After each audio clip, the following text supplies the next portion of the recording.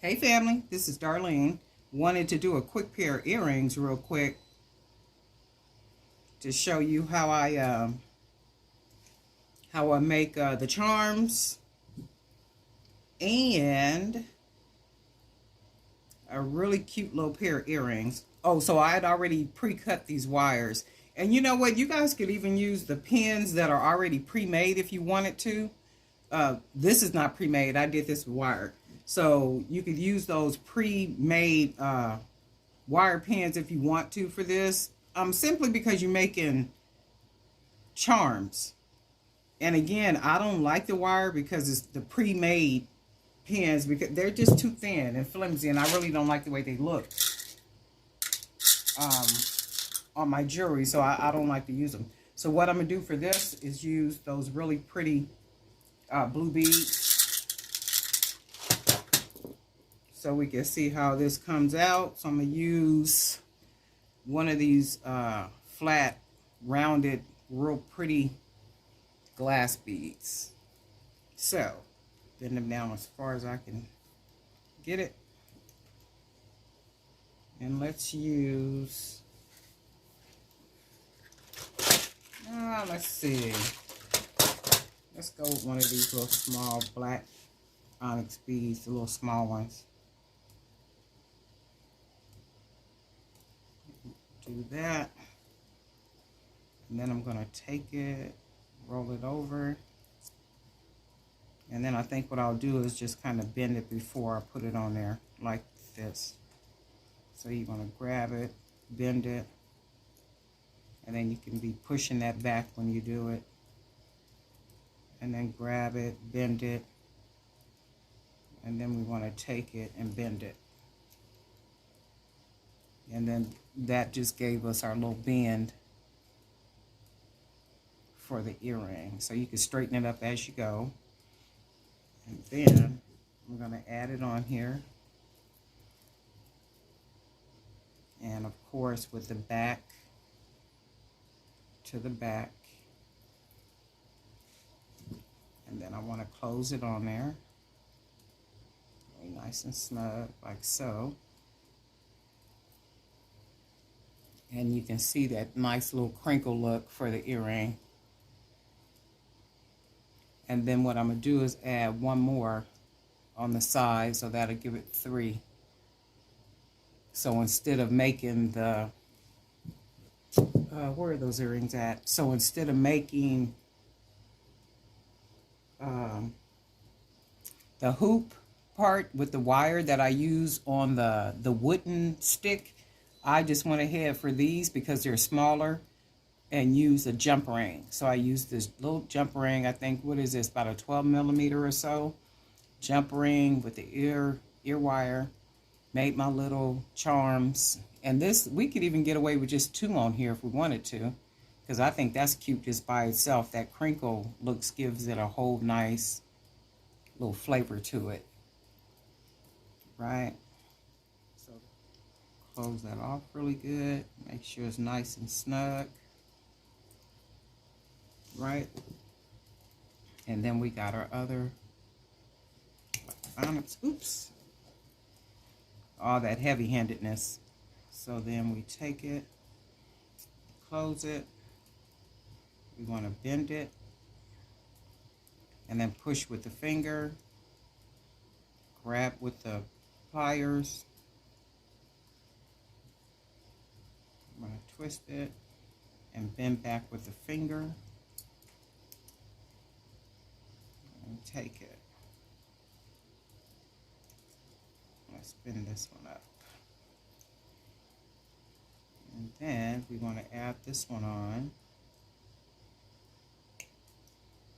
I like these little charm earrings. We want to make sure the back part, the rounded part, is facing off of the ear.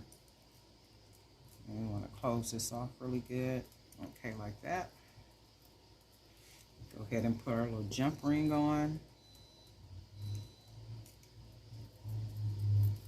And I want to make sure the back, meaning the rounded part, is facing outward towards the ear, and then the curved part of the wire is at the back of the ear. So I want to make sure I put this on correctly. So I want to put it here. And then we're going to close that up. Okay, so that's that one. And then I'm going to take another. We'll use the rounded blue bead. Round it off. Like so. We want to take it, bend it, push with our finger.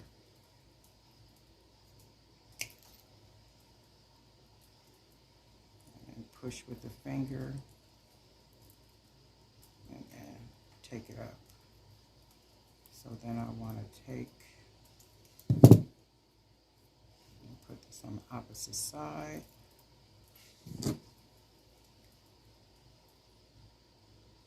And make sure that's closed good. So now I want to measure to make sure they're the same length. And that's the cool thing about wire. Look, they came out perfect. That's the cool thing about wire. So if one is longer than the other one, you can always pull it or bend it down to make it to where they're the same length. And these look like, if I have them here at the top and everything is, they look about the same length. Oh shoot, I'm out of the camera. Because if you look how I'm holding them, from the top is measured, and then at the bottom, they look like they're about the same length. And that's a good thing about that wire. So if they're not the same length, I could have pulled and then squoze it up, stretched it, and then eventually they would be the same length. And we know that because I cut the wire the same length.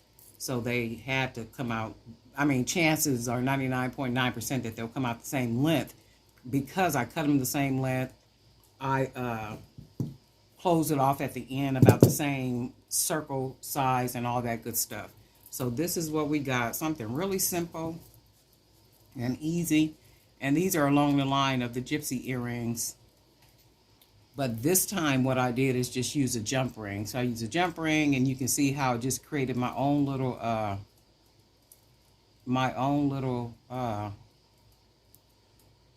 okay, that's bent up like that.